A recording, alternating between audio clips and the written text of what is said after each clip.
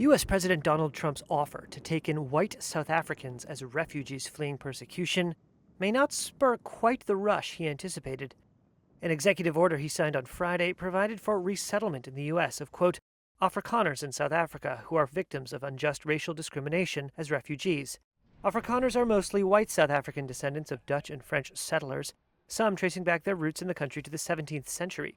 But it's not clear they want to flee the place they've called home for hundreds of years. Yeah, why would you want to go? There hasn't been any really bad taking over of land.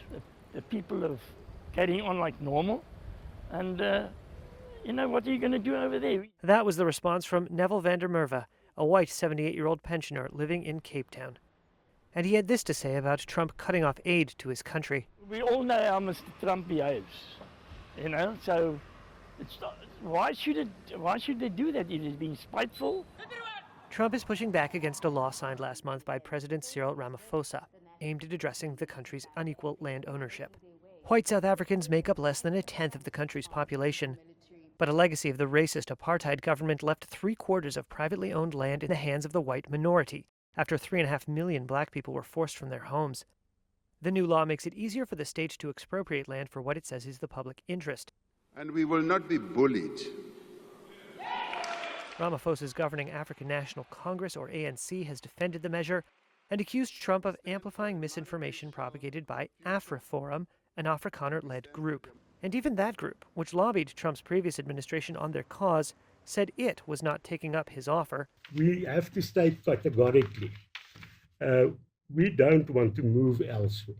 That's AfriForum CEO Callie Creel speaking on Saturday. Alongside Creel was Philip Buys, who chairs the Solidarity Trade Union, a group that says it represents 600,000 Afrikaner families. We may disagree with the ANC, but we love the country. As in any community, there are individuals who wish to immigrate, but the repatriation of Afrikaners as refugees is not a solution for us. We want to build a future in South Africa. Some said they appreciated Trump's gesture. Werner van Niekerk is a carpenter in Bothasig.